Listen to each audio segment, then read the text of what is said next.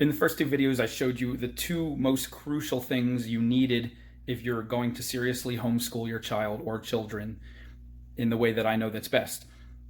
Now I'm going to talk about the really exciting part about homeschooling that will just fill your imagination with the possibilities that are endless, that you can go so much farther with your child in a healthier, happier way than what they call traditional schooling, which really isn't even traditional. It's actually an experiment that frankly doesn't work that much. But public schooling and schooling in general, where you put 20 to 30 kids of the same age in the same room with one teacher all day, generally wasn't the norm until about 100, 150 years ago.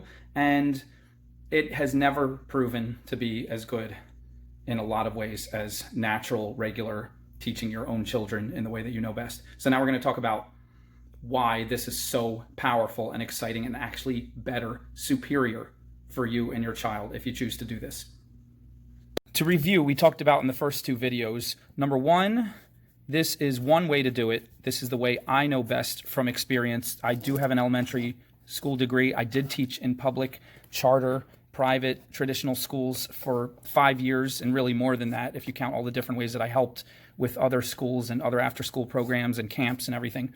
So this is one way. If this is not the way that resonates with you, disregard, do what works for you. But this is one way I found works incredibly well. This is the best of all that I found that works, talking to and working with some really great teachers and really great parents.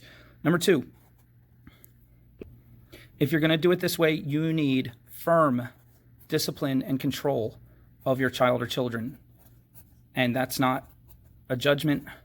If you're a more passive parent, if the other parent is more firm or whatever, I'm not telling you how you have to be in your life or how you have to parent. I'm telling you, for this to work the way I'm describing, you have to have very firm control. And that's not rigid and that's not mean. That just means that your child listens to you the first time. Your child doesn't think they can challenge you when you ask them to do something, that they're serious and you're serious. And when you say, this is what it's going to be, they say, okay, and that's it. And when you say, this is what we're going to change, they say, okay. And it has to be quick obedience in that sense. And if that bothers you, you can't handle it, then, or, that's not your style, then this is just not for you. And that's fine. There's a million other things out there that people find work for them. Number three, time and place. You have to set up a definite time, a firm, again, rigid schedule, and a rigid, at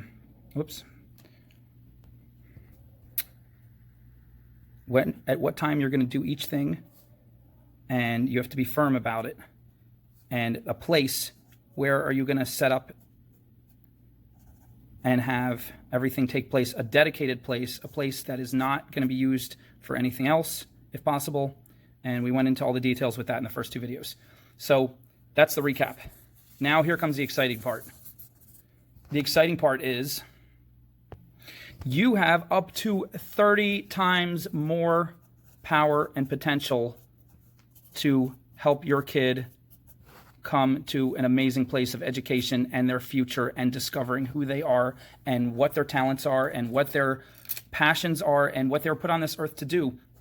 You have this much advantage over a quote-unquote traditional teacher in a public or large private school setting. As a teacher, I can tell you the biggest problem for teachers is that they're one person and they have to deal with anywhere from 15 to 35 kids, and no matter how talented they are, and some are very talented and some are very not, and the ones that are very not tend to be mixed in with all the others, but doesn't matter how great they are, there's no way they can divide their time among all these individuals and give each of them the attention that you can give on a one-to-one basis with your child. Or even if you have 2 or 3 or 4 children, that's still tons more individual attention you can give to your child than any teacher is going to be able to give. That's the first big, amazing thing. Here's the second big, amazing thing. You might think, oh no, how am I going to be a teacher? I have to teach science and math and history and English and all these other subjects.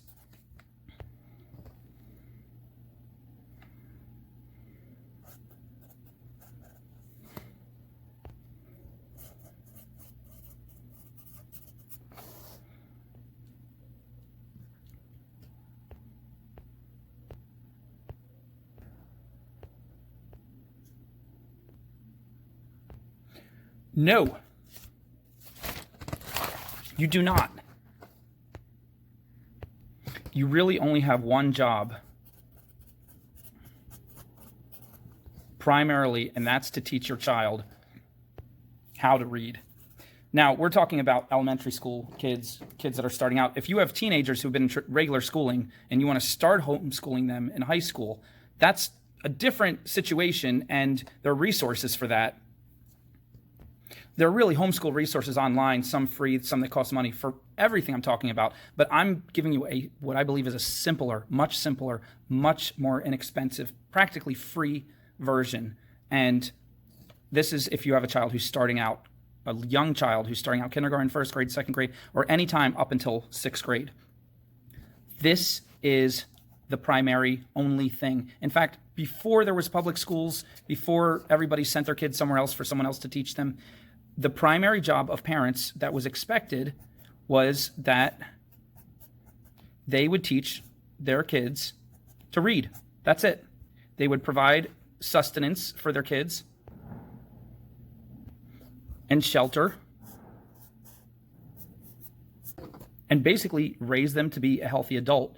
And usually the child would follow in the footsteps of one of their parents in the same trade and profession. But along with this, parents are expected to teach their kid to read and a little bit of basic math. And that's pretty much it. Reading and math and a little bit of writing. This is everything. This is crucial. And you might say, no. That's why school's better. We have all these other things kids learn now. Not so fast. Not exactly. You think your kids are learning all this, and they might be, depending on how good of a student they are and how good the school is, but a huge percentage of kids are not learning this. They're sitting in class and bringing books home and cursory version going over a lot of these things, and a lot of it is going in one ear and out the other. A lot of it isn't being taught right. A lot of it is huge wastes of time, years of your kids' lives, while schools pretend that they're kind of teaching this stuff. And you think I'm exaggerating. You should bring a camera into a lot of schools and see the amount of time wasting that goes on. Not only that, if you don't get these down crucial, and schools right now are playing with this. They are playing. I'm going to show you ways that they are messing up this most fundamental thing that children need to learn with reading and really writing and now math. They're basically destroying the basic ways that work best for reading. Not just work best, the only ways that work. Schools are playing around with experimental curricula that have proven to be detrimental to children learning basic reading and math. So once your kid can't read very well and can't do math with any amount of confidence, the rest of this stuff is just kind of showing up and going through the motions and half understanding and not really getting it. So back to basics. This is your only job, to teach your child to read very, very well, to become an excellent reader. Then a little bit of writing. Once they're an excellent reader, writing actually comes pretty easily, because as they read a lot, it just builds up and they see what good writing is. But a little bit of practice in writing too, and then some basic math. This is your job as a parent to do this. And this is very doable, and this is something you can knock out in the first year or two, all of this.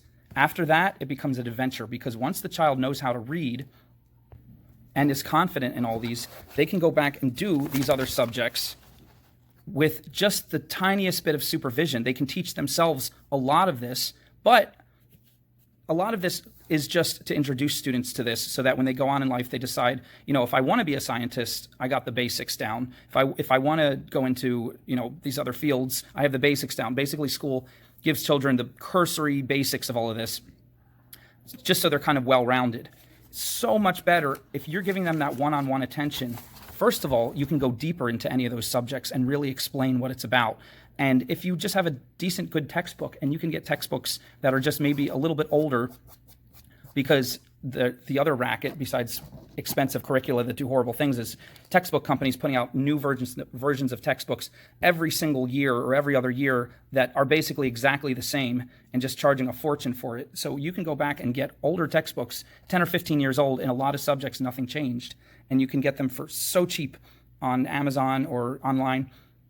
And you can dive so much deeper with your child into each of these subjects. But more importantly, rather than just forcing all this down their throat, you'll start to discover what your child's passions are. And what happens is, in science, you won't just be stuck with the textbook.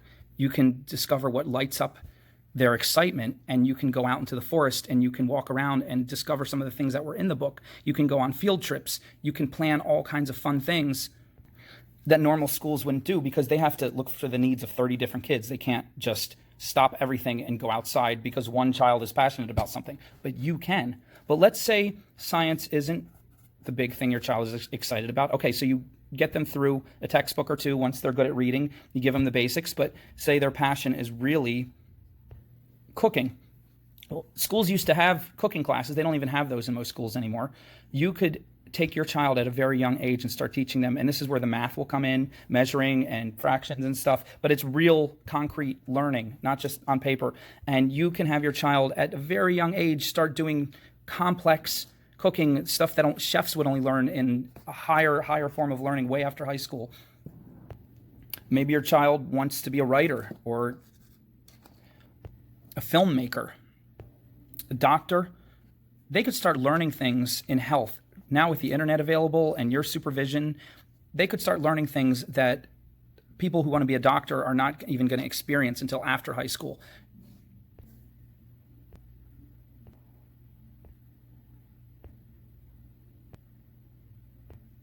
What if you started a business with your child when they were age 10, and a business that actually made money? Can you imagine how exciting that would be? How much more exciting than sitting in a classroom at a desk all day, staring at the clock, waiting to go home and watch TV? All these things are not only possible, they're easy, so easy. Once you get just these two things down, and you spend a good 1 to 2.5 years making this basic format completely strong in your child, top to bottom, secure, strong, solid basis, then they could read about anything. They could write about anything. They could use their math to calculate anything. And basically the world is at their fingertips, and you can bring the world to them because they will be so far ahead of their peers in regular schools. If you do the reading and the writing and the math the way I'm going to show you, and I'm going to take it you step by step in the next few videos. And I'm not going to have like 100 videos. We're going to wrap up this whole series in like 3 more videos, maybe 4. So this is all stuff you can do. But I'm giving you the basics where you can take your child with very, very little training on your part and very little fear. You can give them such better education than what the bigger schools are offering, and saving thousands and thousands of dollars. So in the next few videos, I'm going to cover very, very strongly how you can make your child one of the best readers in the neighborhood. That's pretty much crucial, and it's not hard. It's just that the very basics that used to be taught for thousands of years have now been removed from most school curriculums, and when they found out that children were failing, they put those basics back a little bit, but not completely, because the educators in their ivory towers couldn't admit that they made a huge mistake. And you think that I'm exaggerating? I can't tell you. It sounds horrible, but some of the most non-self-aware, smart on paper, but completely not intelligent people when it comes to practical applications, I'm going to go so far as to say really dumb people I've ever seen are some of the highest level educators in the education world, the people who write curricula, the people who are boards of deans in colleges of education schools. The kind of garbage that they're putting down that's going through the school systems in the last 30, 40 years. I'm not exaggerating. It's not a conspiracy theory. It's just straight up complete garbage. Number one, they threw out the most basic thing that comes to reading. They threw it out so bad that some independent company had to come along and put it back and make tons of money because it's so basic and it is crucial. It's the only thing that works. It works perfectly, and they threw it out. They threw it out and said, let's try something experimental. Next thing they threw out, the only way people learn anything, and what children actually love. Children love repeating things. Ask a child how many times they want to watch their favorite Disney movie. It's 137. So they threw out practice, they threw out drilling, They threw out repetition. They threw out... You think I'm joking? So read some of the newest literature on education. You will find that they write things, these so-called experts, they write things that drill and practice is now called drill and kill, because they believe it kills creativity. Flashcards, they think, are the enemy. Anything that helps a child learn, they basically thrown it out and replaced it with games, fun, partying. And you think I'm joking? I'm serious. And they think that that's made learning more creative, and they don't understand. This is an art channel. I have an art channel. I swim in creativity. I love creativity. If there's anything on earth that comes easy to me, it's creativity. You can't make children more creative by taking away the fundamentals of what makes them learn and replacing it with nonsense. You can't. I'm sorry. You have to learn the basics. Then you can have fun. You have to learn how to walk. Then you can have fun playing games where you have to walk. You have to learn how to throw a ball. Then you can have fun playing games where you throw a ball. The way they do it is just, it takes out all the learning and replaces it with nonsense. And then after years, the children don't know how to learn. And I'll tell you, last I looked, I don't know what the stats are, but in the developed world, we spend more on education, almost double per child on education than all the other developed countries, and we're number 27. We rank number 27. So we spend 2 times more than any other country, and we're dead last when it comes to how good our children perform. And it gets worse. In the beginning stages, our children are pretty close to other countries. This is in America. By 4th grade, it starts to get bad. By 8th grade, it gets much worse. And by 12th grade, it's horrendous, because those are the ages where they do international testing across the board. So it could be different now, but last I checked these were the stats. It's horrendous what they've done. And that's all I'm going to go into it. I'm going to get down off my soapbox. And in the next few videos, I'm going to show you simple, basic ways that you can make your child a solid, amazing student of life, who absolutely loves learning, who's passionate about learning, who doesn't think of school as boring, but thinks of school as exciting. And all these things will just come naturally.